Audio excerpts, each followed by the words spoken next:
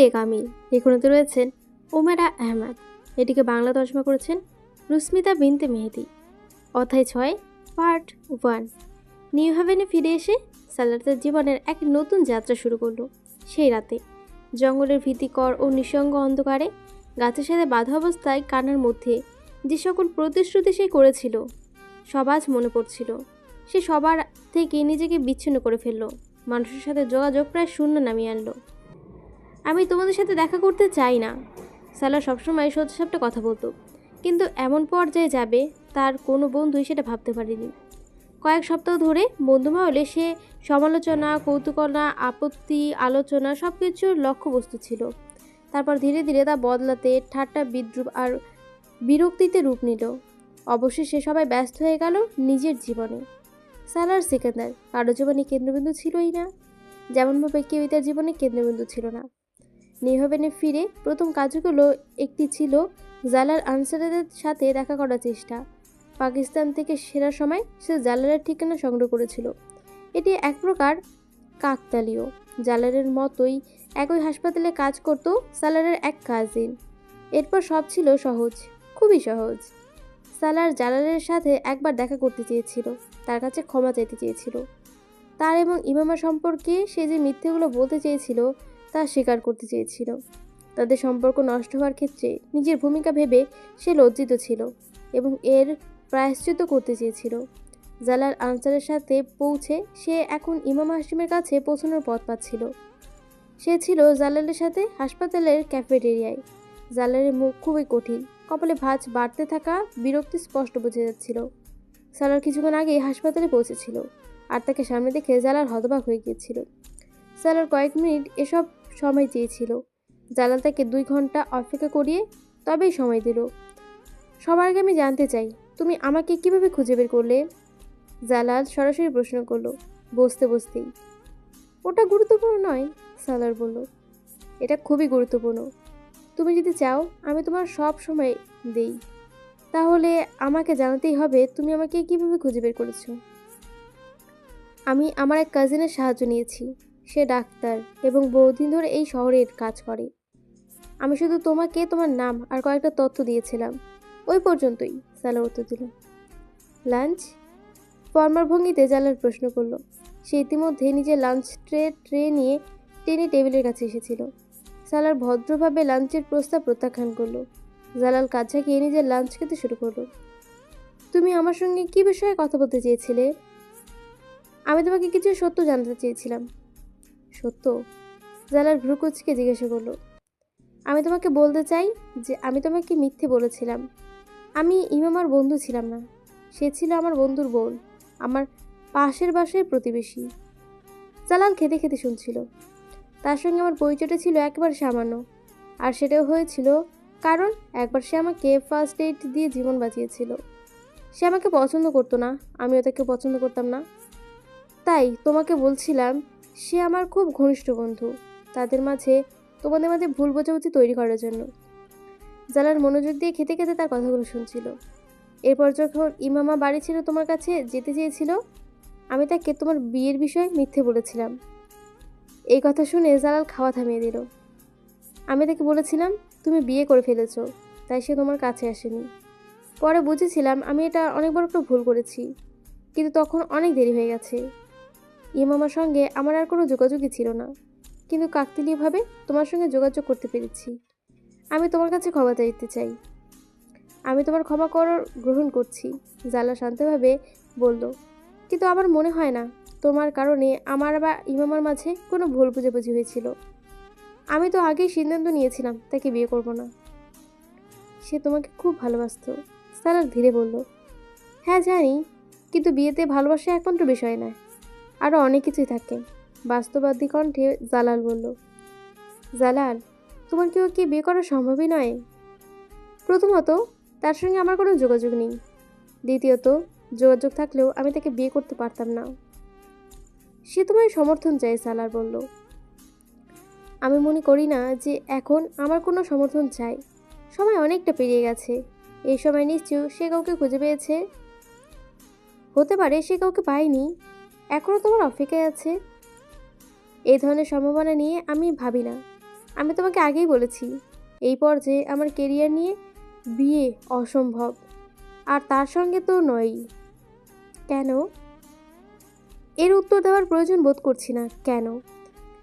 এসব ব্যাপারের সঙ্গে তোমার কোনো সম্পর্কই নেই। কেন আমি তোমাকে বিয়ের বিষয়ে বলতে যাব? আমি তো অনেক আগেই তাকে কারণটি জানিয়েছিলাম। এতদিন পরে তুমি এসে আবার সে একই বিষয় নিয়ে ভাবছো। যারা তার কাঁটা চামচ নামিয়ে রাখলো। মানে, তার মুখের অভিব্যক্তি কঠিন হয়ে উঠল। সালা শান্ত কণ্ঠে বলল, মেয়েরা হুটহাট করে কারো প্রেমে পড়ে না। কিছু না কিছু তো নিশ্চয়ই তুমি করেছিলে, অন্তত এমন কিছু যা তাকে ভুল বুঝিয়েছ। তুমি নিশ্চয়ই কোনো না কোনোভাবে অনুভব করেছিলে যে তুমি তাকে পছন্দ করো। জালাল তৎক্ষণাৎ প্রতিবাদ করল, একদমই না, আমি কখনো তাকে আশ্বাস দেইনি। সে নিজেই ভুল বুঝেছিল। আর তারপরও আমি স্পর্শ করে তাকে বলতে চেয়েছিলাম যে আমি তাকে বিয়ে করতে পারবো না। সালার ভিতে মাথা নামালো। হয়তো, কিন্তু তুমি তো জানো সে কতটা সংবেদনশীল ছিল। তুমি যাই বলো না কেন, তোমার কথাগুলো তার জীবনে খুব বড় প্রভাব ফেলেছিল। তুমি না চাইলেও তোমার আচরণ তাকে আশা দিয়েছিল। জালার গভীর শ্বাস ফেলে আবার খাবারের দিকে তাকালো। দেখো সালার, আমি আমার জীবনের চিন্তা করব, অন্য কারণ নয়। আমি কারো দায়িত্ব নেব না, বিশেষ করে এমন কিছুর জন্য যে আমি ইচ্ছে করেও করিনি। সে আমাকে ভুল বুঝেছিল, এটা আমার দোষ নয়। সালার কিছুক্ষণ চুপ করে রইল, তারপর খুব ধীরে সুস্থে বলল, তুমিও কি মনে করো না যে সে অন্তত একটি ব্যাখ্যার যোগ্য? এত বছর কেটে গেছে, সে হয়তো আজও উত্তর খুঁজছে। জালার এবার রাগ চেপে বলল, এবং আমি কি আজীবন মানুষের ভুল বোঝাবুঝি দায় বইব? সালার, আমি স্পষ্ট করে বলছি, আমি তাকে বিয়ে করতে চাই না। আমার কেরিয়ার, আমার ভবিষ্যৎ, এই সময়ে এগুলোই গুরুত্ব। কেউ যদি আমাকে কেন্দ্র করে স্বপ্ন দেখে, সেটা আমার দায়িত্ব নয়। সালারের বুকটা যেমন কেঁপে উঠল। সে জানত জালালের প্রতিটি বাক্য ইমামের হৃদয়কে আবার নতুন করে আঘাত করত। কিন্তু সত্যটা, তার নিজের সত্যটা সে বলতে পারত না। সে শুধু ফিসফিস করে বলল, তবুও সে তোমাকে ভালোবাসত। জালার কাজ জাগালো। মানুষের ভালোবাসা মানেই যে আমি বাধ্য নই। তুমি যদি এত কষ্টই পাও, তাহলে তুমি তাকে বিয়ে করো। আমি আগেই বলেছি, তুমি তাকে চেনো, সে তোমাকে চেনে, আর তোমরা হচ্ছ একই রকম টাইপের। সালার চোখ নামিয়ে ফেলল। সমস্যা হচ্ছে সে আমাকে খুব ভালোভাবেই চেনে, মনে মনে বলল সে। হ্যাঁ, কিছুটা, কিন্তু মানুষের অগ্রাধিকারের সময় ও পরিস্থিতির সঙ্গে বদলে যায়। যদি তুমি সময় আর পরিস্থিতি দেখে তোমার অগ্রাধিকারকে বদলাতে চেয়েছিলে, তাহলে জড়িয়ে পড়ার আগে তাকে জানানো উচিত ছিল। অন্তত সে তোমার উপর নির্ভর করতো না, কোনো আশা করতো না। আশা করি তুমি এখন এটা বলতে চাইবে না যে তুমি তাকে বিয়ে করে কোনো প্রতিশ্রুতি দিয়েছিলে। জালার চুপ থাকলো, কিন্তু তার চোখ স্পষ্ট রাগ। কয়েক মুহূর্ত পর রুদ্রস্বরে জিজ্ঞেস করলো, তুমি আসলে ইশারায় কি বলতে চাইছো? যখন প্রথমবার সে আমাকে তোমার নাম্বার দিয়ে বলেছিল তোমাকে ফোন করতে, তখন সে আমাকে বলেছিল তোমাকে জিজ্ঞাসা করতে, তুমি কি তোমার বাবা মার সঙ্গে বিয়ের ব্যাপারে কথা বলেছো? আমি তো তাকে আমার ফোনটাই দিয়েছিলাম, যাতে সে সরাসরি তোমার সঙ্গে কথা বলতে পারে। নিশ্চয়ই ইসলামাবাদে আসার আগে তুমি তাকে বলেছিলে যে তুমি তোমার বাবা মায়ের সঙ্গে কথা বলবে। নিশ্চিতই তুমি তার প্রতি স্নেহ প্রকাশ করেছিলে। তারপরে তো সে এতটা আশা নিয়ে করেছিল ফোন। জালাল তীক্ষ্ণ স্বরে বাধা দিল, আমি তাকে প্রপোজ করিনি, বরং সে আমাকে প্রপোজ করেছিল। ঠিক আছে, সেই করেছিল, কিন্তু তুমি কি করলে? তুমি কি তখনই না করেছিলে? সালারের কণ্ঠে দৃঢ়তা। হয়তো না বলেছিলাম। সালার অদ্ভুতভাবে হাসলো। সে আমাকে বলেছিল তুমি খুব সুন্দর নাচ গাও, আর তোমার রাসূলের প্রতি গভীর ভালোবাসা রয়েছে। নিশ্চয়ই তোমাকে এটাও বলেছিল কেন সে তোমাকে ভালোবাসে। কিন্তু তোমার সঙ্গে দেখা করে ও আমাকে জেনে আমি সত্যিই খুব হতাশ। তুমি হয়তো নাচ আবেগ নিয়ে গাও, কিন্তু রাসূলের প্রতি আসল ভালোবাসা তোমার আছে, তা আমি মোটেও মনে করি না। আমি নিজেই খুব ভালো মানুষ নই, আর ভালোবাসাটাও খুব কম বুঝি। কিন্তু এতটুকু জানি, যে মানুষ আল্লাহ তার রাসূলের ভালোবাসা দাবি করে বা সেই ধারণা অন্যকে দেয়, সে কখনো সাহায্যের জন্য 12 হাত ফিরিয়ে দিতে পারে না, কাউকে প্রত্যাখ্যান করতে পারে না। সালা দাঁড়ালো। আর আমি তো শুধু তাকে সাহায্য করেছি। হয়তো 1.5 বছর আগেও সে তোমার কাছ থেকে একই সাহায্য চেয়েছিল। যদি তুমি জোর করেই না বলতে চাও, আমি তো তোমাকে বাধ্য করতে পারবো না।